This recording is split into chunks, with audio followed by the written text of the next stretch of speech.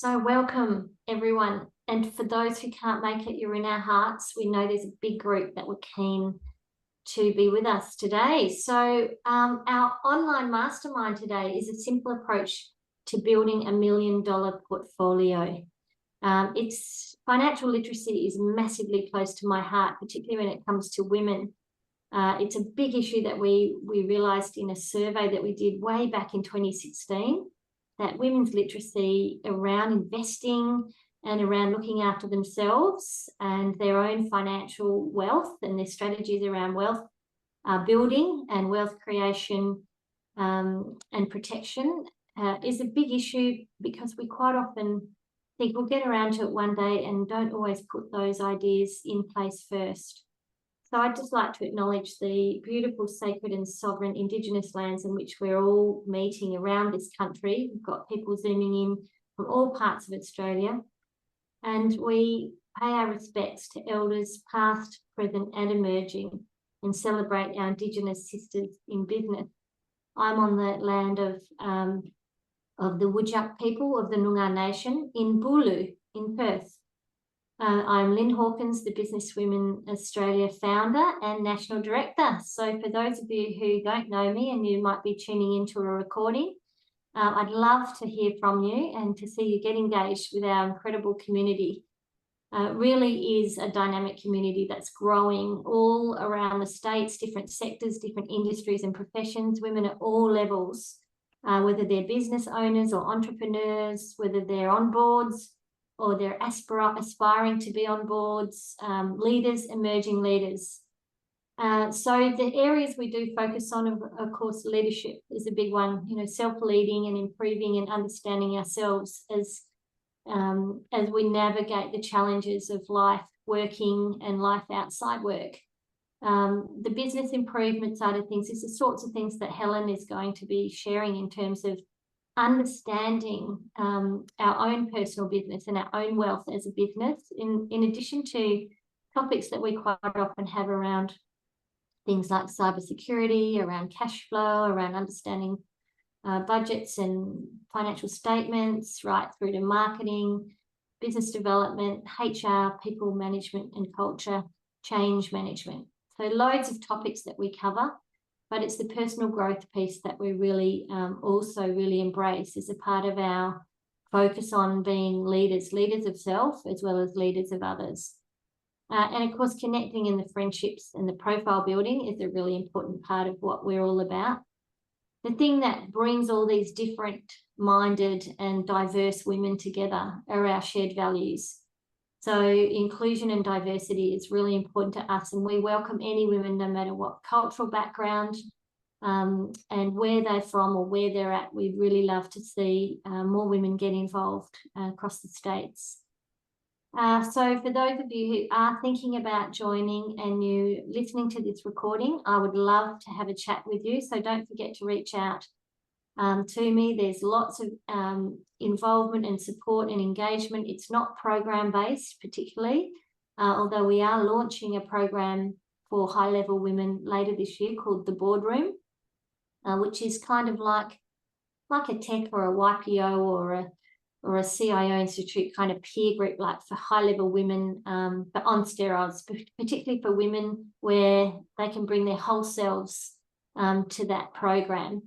But at the moment, our options are classic membership, premium membership, and of course, becoming a partner or sponsor. We are considering a champion of change membership for people who don't identify as a woman. If you think that might be something we should be doing, I'd love to hear your thoughts as to bringing a champion of change membership in, and special program for those individuals and how they can help with gender equity, how they can help with creating opportunities for women and sponsoring women along the way. Our next online event is a Q&A on cybersecurity with a focus on getting the team to be fully understanding around the issues and behaviours in the workplace in terms of protecting and de-risking from a cyber perspective. And Katrina Ford will be running that online Q&A on the 31st of July. On the 7th of August in Sydney, They've got Climbing the Corporate Ladder, Building Wealth with an Executive Secretary. And in fact, today, this afternoon, Martina Saudi is hosting a Microsoft in North Sydney, chats and connections in Sydney. So anyone who can get to that, please do. It's not too late to register. There's plenty of space. And on the 8th of August in Perth, we've got Accelerated Networking, the CBD of Perth, with Catherine Leach and her team at Leach Legal. They're family lawyers, and they're a great fun bunch, and we're going to have loads of fun in their beautiful offices, doing some more meaningful connecting on this concept. It's like speed networking, but it has much more meaningful and deeper kind of topics to share, which are very BWA kind of style. On the 13th of August, an online mastermind again with the launch of the C-Suite Aspirational Women program called The Boardroom, and Leslie Kay will be joining me online. It's her ingenious desire to support women to be able to bring their whole of selves into that peer group program for 12 months. On the 14th of August, back in Perth for Empowering Champions, we've got fantastic Dr. Sasha Fulton, who's a sports scientist, and we'll be getting anyone who has a sporty kid to come along and hear how to nurture young athletes and future sporting stars. So coaches, clubs, teachers, parents, anyone who have a teen who is a young athlete and a potential star, we'd love for you to come and join that at the Loftus Community Centre. And on the 16th of August, our online mastermind will be understanding and uncovering and overcoming imposter syndrome with the fabulous Jessica Schubert, who is the founder of Intact Teams. And she is a shareholder in Businesswomen Australia and also our head of leadership development. So we are on all these fabulous platforms, so follow us. And I would, without further ado, like to introduce to you the reason why you're here. So Helen is a certified financial planner. She's got decades of experience helping hundreds of clients achieve lifestyle goals and aspirations. She's passionate about providing very clear and straightforward guidance. She's written a couple of books, and she's been a commentator on things around wealth creation and protection in financial media. And she's got a great approach to really tailoring the way that she provides her advice to the circumstances of an individual. And if you get hold of her book, and in fact, I think we're going to share some chapters online and give you some links to some of her work. It's really great. I loved her first book. I haven't read the second version, but I'm keen to get my hands on that as well. So over to you, Helen. Thank you. Thank you very much for your introduction, Lyn. And today I'm quite excited to present this topic. So a simple applause to $1 million portfolio. So lots of people think building $1 million portfolio is hard, but it's not really as hard as you think if you know the strategies. So do you want to share the screens? I prepared some PowerPoint presentation.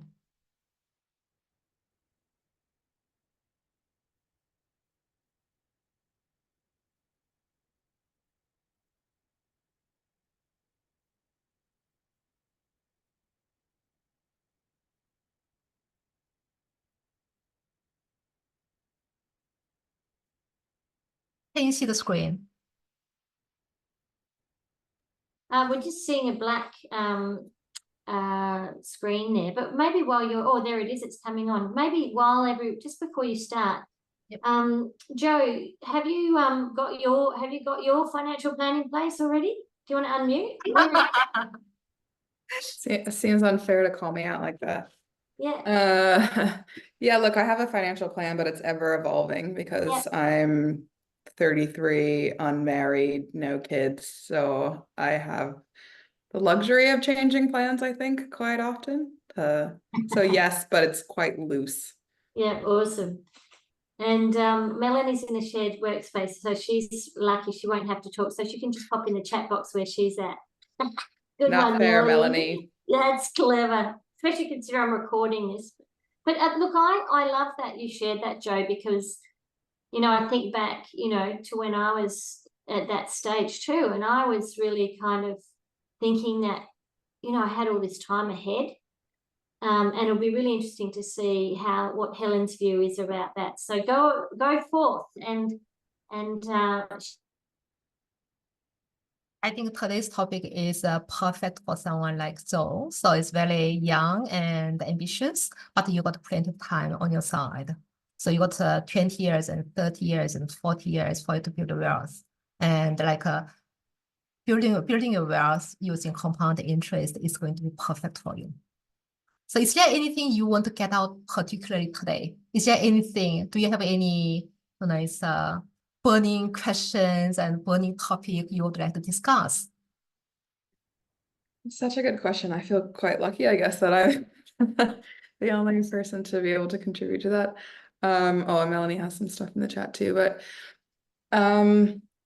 my background is working in technology and in software. And so that's really kind of the only thing I know and naturally gravitate towards. So like, I feel generationally building into real estate, or sorry, investing into real estate wasn't ever something that was kind of pushed down on me from my parents. And I think a lot of my financial behaviors have come from my mother.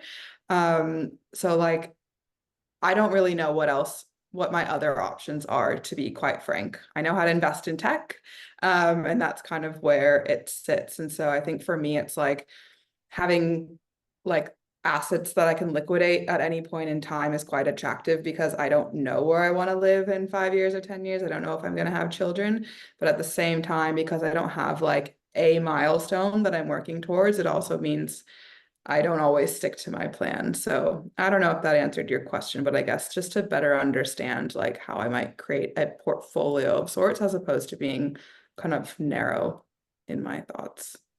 And Helen, Melanie's popped into the chat box that when she was younger, she was working towards creating a plan for her wealth, and since having children, it's fallen to the wayside. And you know what, I totally relate to that. I had a share portfolio when I was working at KPMG. I bought my first property, and then I married a guy who had a bank debt. I closed down his bank account, paid that off. He did have wonderful cardboard boxes full of herbs and spices and a mortar and pestle, so he was a cook. And that's why I've remained married to him. He's the love of my life. But as a result of getting married, to pay for our wedding, I sold my share portfolio. And I never got it back again until probably when during COVID, we decided to rebuild again. So we lost all those years of compounding. So this is a massive, massive, close to my heart issue. So over to you. You've got 4 of us. I'm sure Leanne's very keen to hear too about what you've got to share with us. Yeah, I think once you got married and having children, and then your priority will change. So like my sister and her husband are barrister in Shanghai, and they had a baby a couple years ago, and then their priority completely changed. And it's really hard to save with one income. So normally when kids are little, you have to stay at home and look after kids, and we don't really have that kind of luxury hiring nanny, or it's in China we don't really have a government support. So once you got married and have kids, your budget is tight. And also because you wouldn't contribute in your superannuation and for a few years, and normally women's superannuation is much lag behind than men. And when men retired, they got a few $100,000 in their superannuation, and normally women got under $100,000 in the superannuation. So there are some issues, but we still, when things getting tough, we still can save some. We just save less, not just save none. So today we can talk about how you can start from small, and also pay yourself first before you spend your money. So the information I'm going to present today is a general advice only. So we have not considered your personal financial circumstances.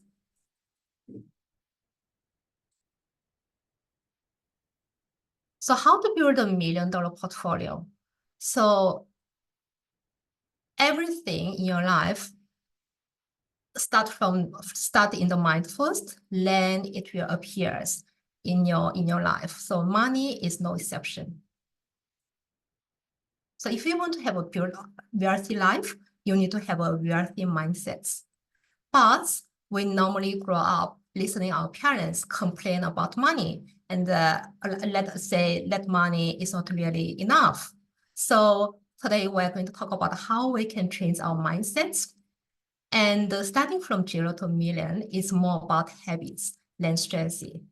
You need to consistently put money aside to be able to build wealth, because we can't really build wealth without contributing anything. Just let me quickly introduce my journey to become a financial advisor.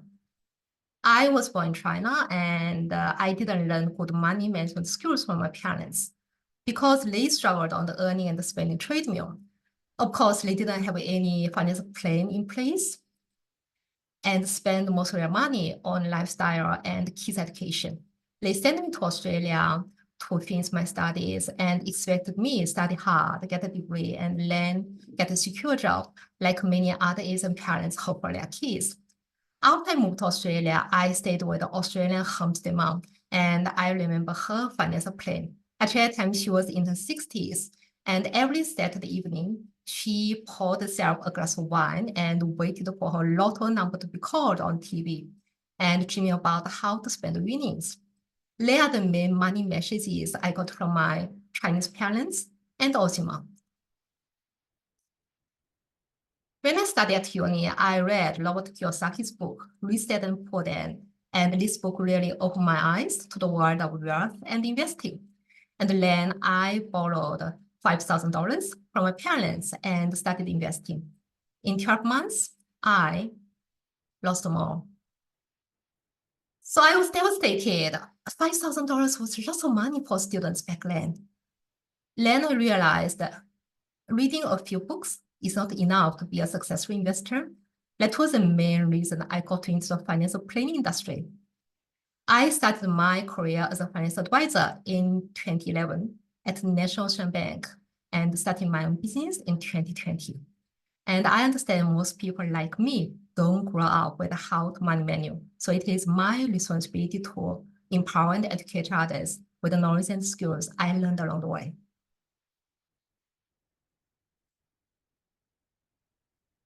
So why most people are so broke? Because they got zero net mindsets. So if they make $1,000 per year or per month or per week, they spend $1,000 and nothing left over. Making money is different from keeping money, and keeping money is different from growing money. Today, we're going to talk about how to improve your mindsets around money and also attract more money and keep more money. And also, I'm going to introduce some of the investment options. And at the end of the day, you need to grow your money and to achieve your financial goals and life dreams.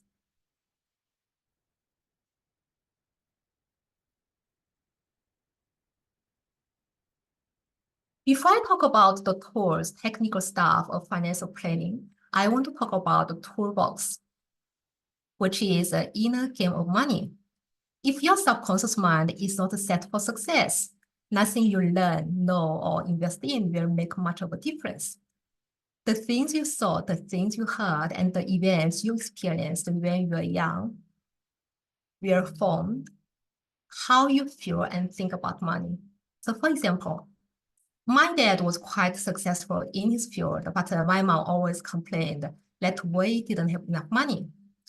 So I struggled with money when I first started my career and even during the first couple of years as a financial advisor because I had a poor mindset. It wasn't until I learned how to change and shift my mindsets that I saw improvements. By the age of 6 or 7, you develop a set of beliefs, which is increasingly hard to change. So when new information is presented, your subconscious mind evaluates the information based on the existing beliefs, accepting it or rejecting it. So if you saw your parents spend all their money or even take on the debts to make ends meet, your subconscious mind will accept the money is how to build and it's never enough. And you will struggle financially if you have that in your subconscious mind. So how to change and how to build wealthy mindsets. So you need to change the way you think and speak about money. And stop shutting down your brain when it comes to the concept of money and need to take action.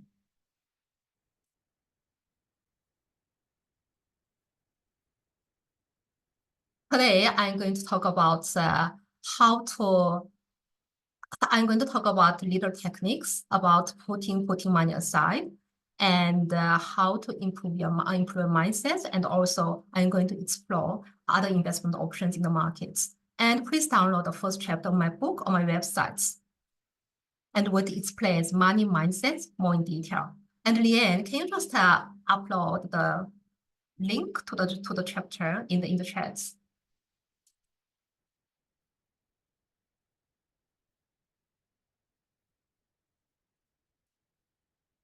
And how to automate your savings. You might be thinking,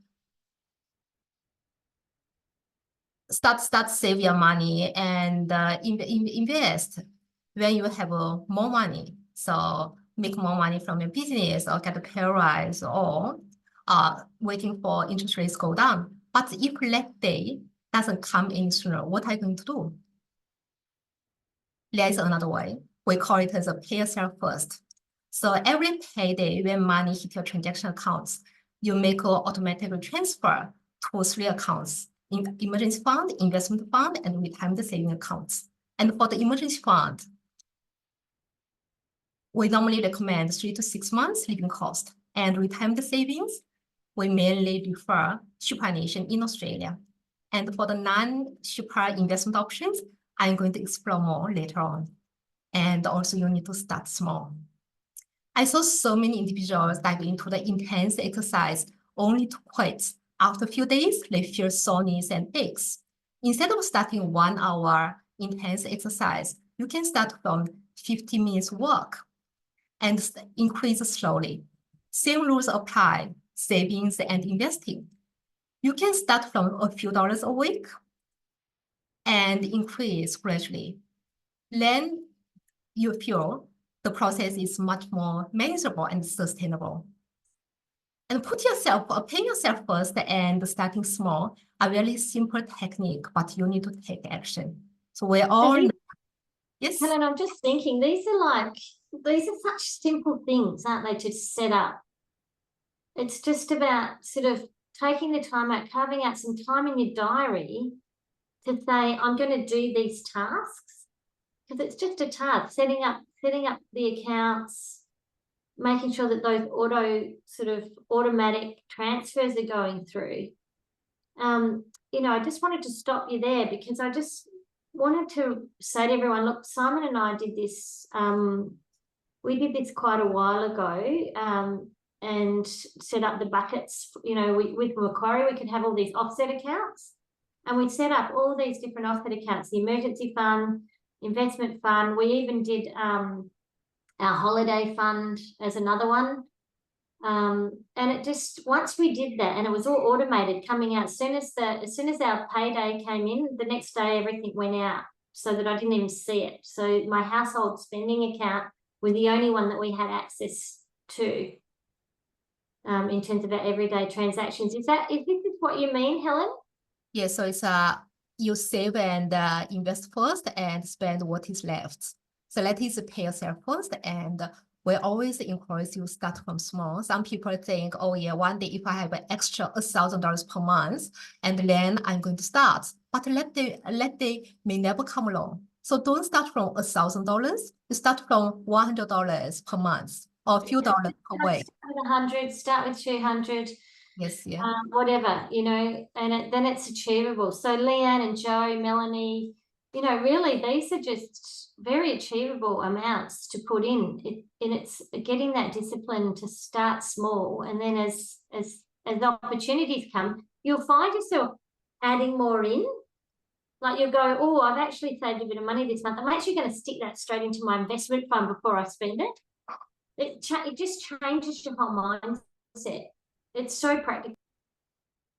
Yeah, I think you can't really buy property with it's a few $100s or a few $1,000s. So, but there are some other investment options. You can start small, or start from small, like just a few dollars, $10 or $50 per week. So I'm going to introduce those investment options later on. So there are different kind of investment options in the market, but some of the investment options you need big commitments and really high entry cost, but some of them are not. So we say pay yourself first and start small, but they are still doable. And if you contribute every few dollars per week, and over the long period, 10 years, 20 years, and 30 years or 40 years, you can accumulate something really big. And they are very simple technique, but lots of people don't do that. So we know it's if you want to lose weight, you need to eat healthy food and do regular exercise, but lots of people just don't follow through. So it is not really information problem, and it's more about execution problem.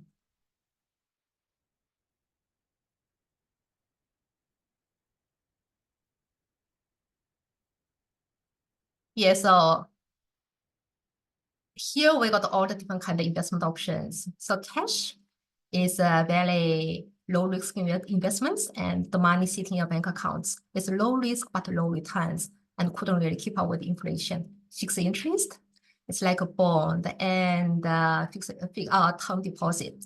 It pays a fixed rate of return. It has low to moderate risk, but the issuer can default, and it doesn't really keep up with inflation either. And there is a main fund and exchange traded fund. So they are more diversified portfolio, and you can your money will pull together with other investors' money and invest it in diversified portfolio and managed by investment manager. It has a moderate to high risk, and diversification can reduce the risk, but the value of your investments will be affected by the markets. Property, lots of people think property is low risk, but it has moderate to high risk. Value of the property can fluctuate, and also tenants can default. It has a high entry cost, and it's not really liquid assets. Shares, you can invest in different kind of company shares, and shares means ownership of the company. If you got the Apple shares, you got the partial ownership of the Apple company. It has high risk because the share prices can up and down significantly within short period. And cryptocurrencies, it's digital currencies. It's a very hot investment at this moment, but it also has a really high risk, and the value can go down to zero. So you need to understand it's you only invest the money you can afford to lose. And business, you can invest in business or start your own business. 50% of small business fail within the first 5 years. So of course it has a high risk. So you can't really build wealth from cash and fixed interest because they can't really keep up with inflation. And for the business, not everyone is suitable for business owner. And cryptocurrencies, it has really high risk. So if you are close to retirement age and put all your retirement savings in the cryptocurrencies, I wouldn't recommend. It's like a gambling, and we can't really build our future on gambling.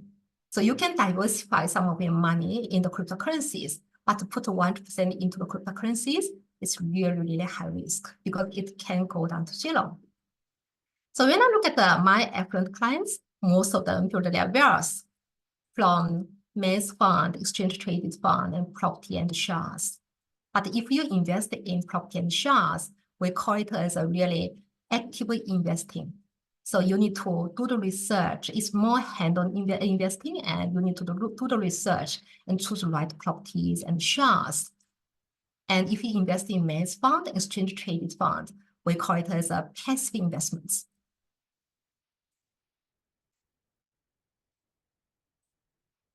So for today, we're going to mainly talk Before about you leave that, yes, yeah. just before you leave that that graph, I thought it was interesting. You know, I'm involved with Private Wealth Network, and it was really interesting if you last year compared to the year before. Last year in November, you know, I asked everyone, you know, where their investment diversification was. The year before, I asked if anyone had anything in bonds, you know, and no one had any in cash bonds, and you know, those very, very safe vehicles. And then last year in November, I think 40 or 50% of the hands went up in the room. So, you know, they were active, and we're talking about very sophisticated investors. So I love hearing what they're doing, because, you know, they have a lot to lose. And that just the appetite for very low risk in that 12-month period had shifted remarkably.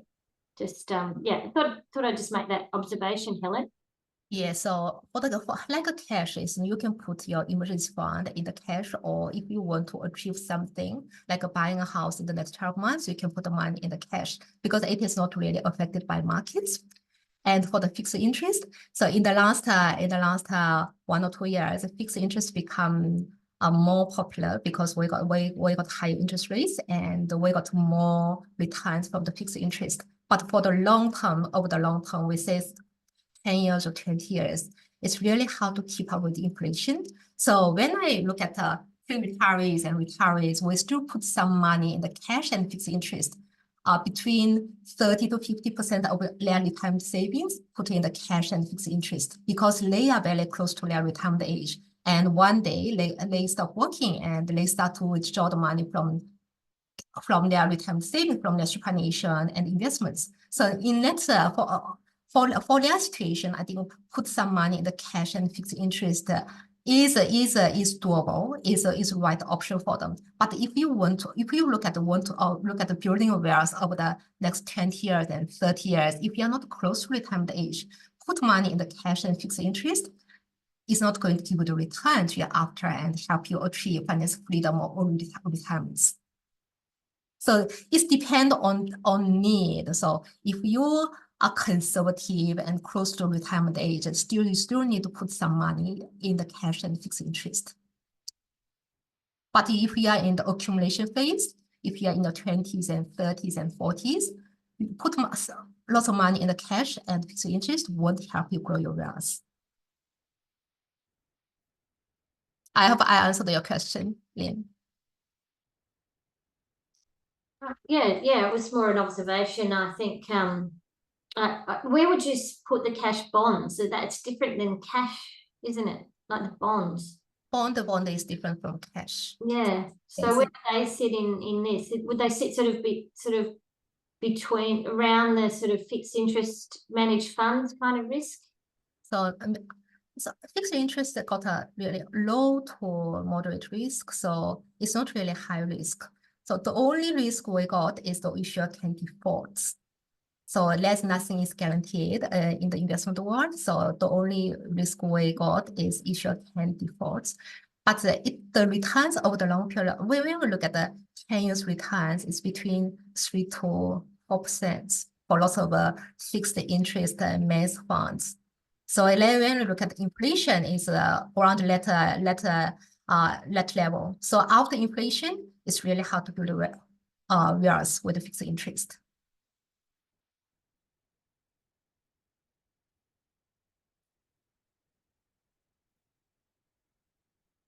So today we're going to talk about many different kinds of funds.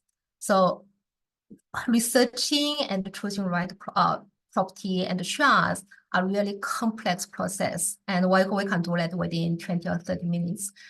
For the funds, there are different kinds of funds: index fund, and active managed fund, and exchange traded fund. So index funds mainly follow the index. So following index means following the markets. If market go up, your investment will go up, and if market go down, your investment will go down. Actively managed funds is investment manager will do lots of activities. They buy and sell the shares, and they choose the best shares they think. And but there's a fees involved, and the fees is normally higher than index fund and exchange traded fund. And exchange traded fund is very similar to the index funds, and the only difference is it is traded on. It is traded like shares, so you can see the value of volatile every moment. So when you look at the fees are quite important when you invest, especially if you invest small amount of money. Fee can be really significant. So when you look at fees, index fund and exchange traded fund has a lower fees. And if you start from small investments, active managed fund fees can be higher. It may not be suitable for someone who want to start from small. Yeah, I think this was a revelation to me probably in the last 5 years, was sort of how the ETFs worked and the managed funds, and as you say, they're the indexed funds. And I think this is a really important area for young people like Joe and Mel and Leanne to really understand, and where it sits and how how good they can be for that compounding piece. It's so exciting, so. Yeah, I think for the young people, index fund and exchange traded fund can be a good option, especially if you don't have enough experience in the invest market. For the new investors, index fund and exchange traded fund can give you broad diversification, and if you stick to the long claim, and you can get really good outcomes. Yeah, that's it. Yeah, love it. You've been educating my son, who's in 29, and he's very excited about it. He's been doing a lot of reading in that and putting just a little bit in. I think he's found a shared platform where he can put a minimum $500 investment into and just keep topping that up. So it's great. And when we look at funds, and we need to also, of course, we still need to do the research.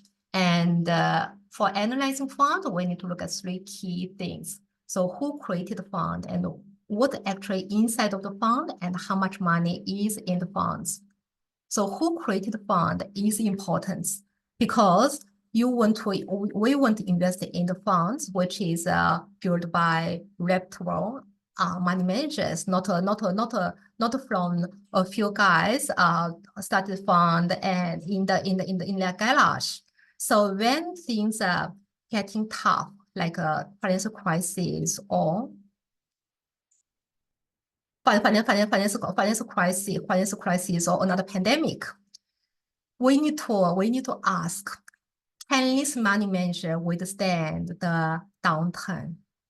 So if a money manager has really good substantial backed up by substantial assets and a long history of managing the funds, it can reduce the risk and add more protections. Of course, in the investment markets, nothing is guaranteed. Well, nothing is guaranteed, because I put some money into Magellan, which was doing really well. I mean, all the super funds had a lot of their funds in Magellan, and they tanked, and all the super funds, the CEO left, and there was all the issues at the top, and there's the all last few years, classic, so there's still a risk, right? It's still a risk, but exactly what you're saying, spend some time looking at who created the fund, because there's always a lot of hype when these, sometimes, like as you say, the guys in the garage are getting together, and it's they get a lot of hype, and it might not necessarily be solid. So looking at the solid sort of long-term experience, do your research on your funds. Yeah.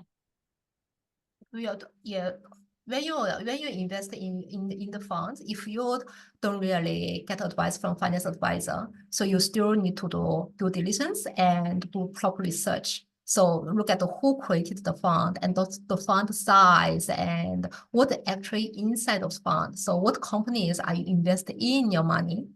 So there are different kind of funds. So some of the fund focus on investing in the whole stock market, or S&P 500. So S&P 500 means investing in top 500 largest companies in the world. And some funds just invest in technology stocks or healthcare or AI stocks. So you really need to look into the fund and to see where do you put your money in. That is quite important, and how much money is in the fund. So when fund size is too small, and it may have liquidity problem when things go wrong. So like a global financial crisis, a lot of funds were frozen for that reason. So then you look at choose the funds, and you need to do your due diligence and look at the three things: who created the fund, and what actually inside of the fund, and how much money is in the fund. Not just look at the fund performance in the last 12 months. That doesn't mean lots of things. Because we're not going to just invest in 12 months. We normally invest in for the long term. Secret to the investing in the funds is not really secret. I say secret because lots of people don't follow through. So investing in long term. So investing in long term is very common strategies for the investors, but lots of people, when market is bad, lots of people panic and sell their investments. And after a few months, after 12 months, that the market will recover, and then they just stand on the sidelines and realize the opportunity they had forever lost. So that's how people lose money in the investment market, especially in the bad markets.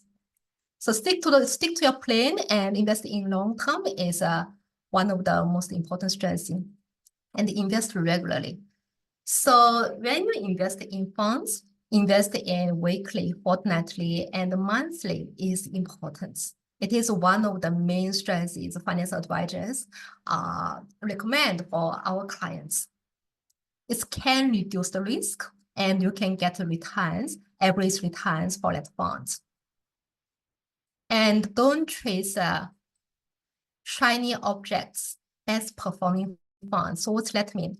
So some people look at the fund, look around all the different kinds of funds and compare the investment returns, and every year they're jumping between the best performing funds. It can jeopardize your wealth seriously, because the best performing fund 10 years ago may be one of the worst performing funds today.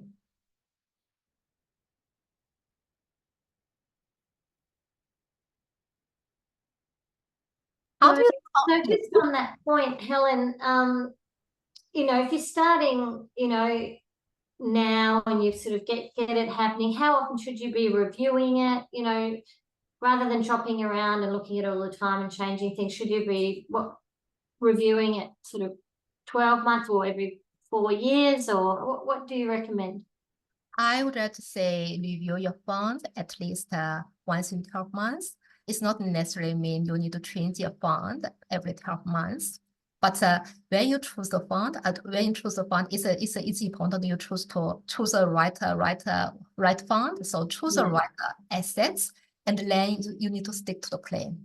And as a financial planner, obviously you've got access to way more information on the funds than we would have. Lots of ourselves to the research, yeah. But lots of people relying on Motley Crue and a whole bunch of other commentators, and it's just it's a bit of hit and miss really on the outside. Yeah, we got lots of information. Others can't access, so that's why they come to see financial advisors, get advice. So I got almost 1,000 different kind of funds on my list, and the one I really use often is under 50.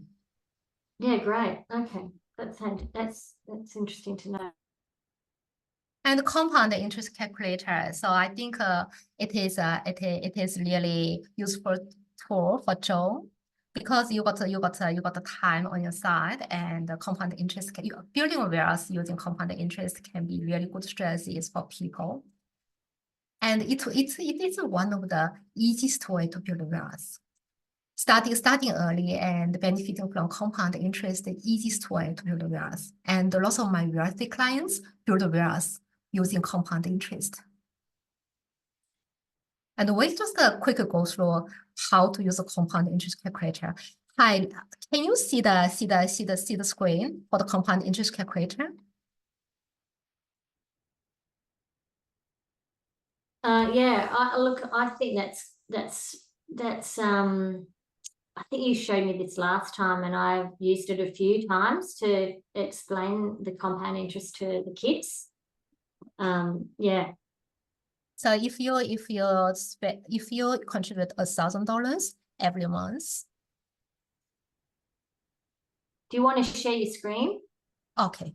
Yeah, just show it, because it's just brilliant. I think Joe and Mel and LJ and Kat, who's Kat's a massive fan of compound interest too. She's and she's also a massive fan of Kat, because Kat's my mortgage broker. She's just jumped on. She's a member over here in Perth, and she's just refinanced for us, as well as helping us buy another bit of a passion project down south. But Kat is a very big believer on getting rid of that first debt too, in terms of your home loan, which I know you believe too, Helen. Yeah. And we were able to smash that out by just really focusing on that. And Pat's now looking at refinancing so that he can get his unit paid for. I think that the property price in the Perth it has increased dramatically in the last few years. So I think one of the cities got the most increase in the last few years. And Yeah. the property market is getting really tough, and it's hard to get in. Yeah, it's tricky, isn't it? I mean, that's why we've got the negative gearing options. I think it's it's going to be a brave government if they decide to sort of make that decision. I think until they make the decision to stop the negative gearing, it's going to continue being an issue. But that's a whole nother subject. We can have you, me, and Kat chat about that one all day. But let's see so you've got your calculator here. Excellent. Negative gearing, we can talk about it later on. And can you see the screen? Yes. Okay. So if you invest $1,000 every month, and compound frequency, you can use either monthly or annually, depending on the product you invest in. And the annual interest rates, I use 8%. 8% is quite conservative for financial advisors. And after 10 years, you can accumulate approximately $176,000. And after 20 years, you can accumulate $553,000. And after 30 years, you can accumulate more than 1.3 million. And after 40 years, it's 3.13 million. So it's huge. Now you're being quite optimistic there with an 8% growth. Yes. I think in actual fact, with it over a 20-year period, over say a managed fund pool life cycle, what would be the sort of 20-year general growth on that? Yeah, I'd like to say 8% is quite conservative. So when we look at the S&P 500, so if index, so if you invest in S&P 500 index, largest 500 companies in the world, just invest in that index, over the 20 years, the investment return is more than 10%. Is it really? Yes. More than 8%? So shares do outperforming property. Yes, more than 10%. Wow. And so it's really around those, and that therein lies the attraction for the the top those top 500 shares. Yeah, top 500 shares in the world. In those funds.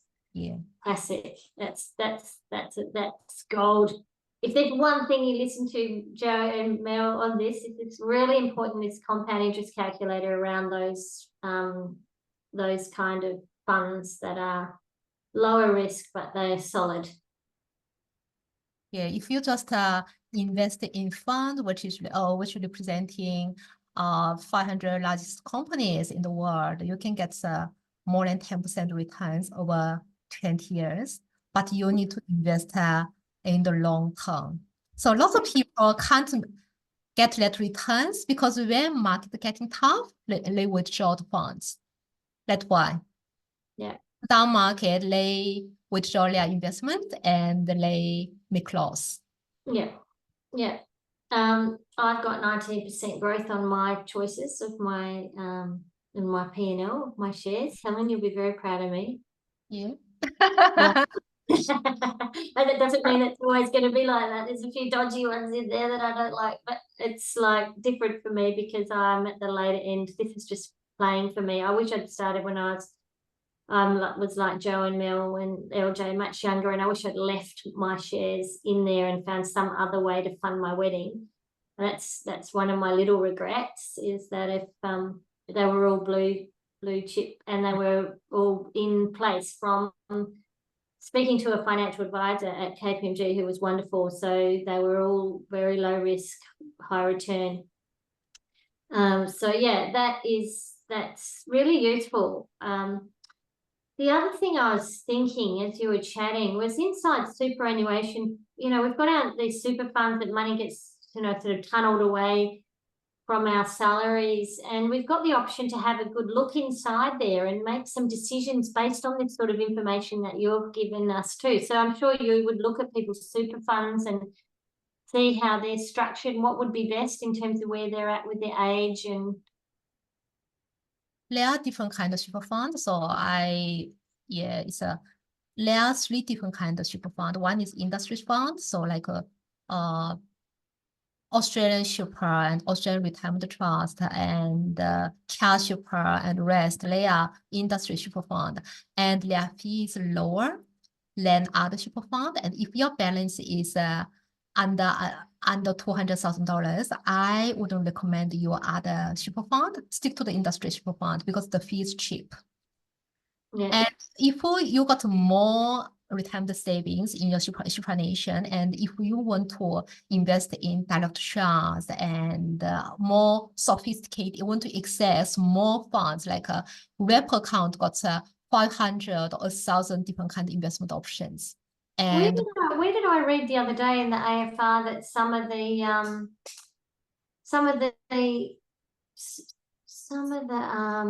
retail funds are outperforming industry funds now? But that's been unheard of for the last 10 years. Okay, so some of the retail funds become cheaper in the last few years, and their fees even cheaper than industry funds. Yeah, but also outperforming them because the industry funds were. So it just changes all the time, doesn't it? Depend on the investment options. Yeah, so, right. If you don't choose the investment options in your superannuation, they can put your investment options in the default funds. So it doesn't matter if you are 20 years old or 50 years old, they just put the investment options in the default option, and it's not going to be tailored for your need. So for young people, 20 years old, they got another 40 years from retirement, and they got plenty of time. But the 50 years old maybe have another 10 years or 15 years to go. So their investment options shouldn't be the same. So when people come to see financial advisors, we look at your investment goals and also your age and your need, and we can change the investment options. That's one thing we can do.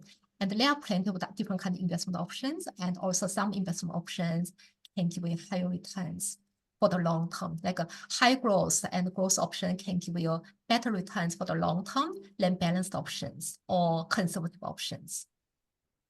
Yeah, that makes sense. Thanks. One is fees, and the other one is investment options.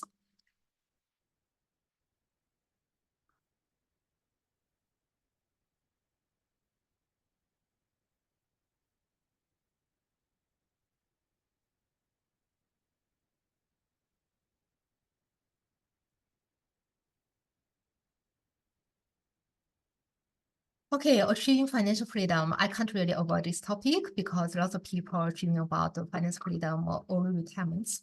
So financial freedom means different things to the different people. And for us, financial freedom means you are getting enough passive income from your investments and cover all your living costs. And then you will be financially free. And in theory, I can show you how to calculate your freedom number. Your annual living expenses multiplied by 25. So if you spend $50,000 per year and multiply by 25, your financial freedom number is 1.25 million. So how this figure come from? So if assuming your investment grows by 7% after inflation. So this figure is based on S&P 500 returns. Average return S&P 500 in the last 10 or 20 years is more than 10%. So after inflation is between 2 and 3% over a long period. I used the 7%. And you withdraw 4% of investment every year. So 1.25 million multiplied by 4% is $50,000. So your investment return is 7% and you withdraw only 4%.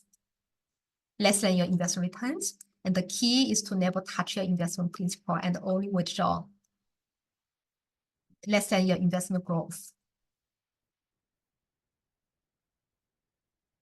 And can we do it faster? So 1.25 million is a lot. And if you put aside $1,000 every month, it's going to take you almost 30 years to accumulate. And can we do it faster? Okay, it depends on your sophistication of investments and what kind of investment options you choose. Same annual income, $50,000. And if you leave money in the bank and getting 3% returns, 3% is over the long term, is over the 10 years or 20 years. Nowadays, we got better returns, higher returns, but 3% is on the average. So if you leave the money in the bank accounts and only get the 3%, you need 1.6 million to be able to generate $50,000 per year. And if you getting 10% from your investments, you only need $500,000 to generate $50,000. So from 3% to 10% is a big drop. So if you want to get 10% returns from your investments, maybe you can't really achieve from the very beginning because you don't have enough experience and skills to choose the right investment options. So you need to learn before you can earn. So studies shows 90% of investors lose money in the investments, and only top 5% profit makers account for 75% of profits in the markets. So definitely it's a steep learning curve. So when I look at my investment journey, I've been an active investor almost 20 years. So at the beginning, I lost money and I lost most of my money, and then I still couldn't really make money. So that's why I entered the financial planning industry. And then I become a sophisticated investor because that is my job. I'm dealing with investment products every day. So it's definitely a steep learning curve if you want to get the higher returns from your investments. And thank you for listening and joining our webinar today. And any questions?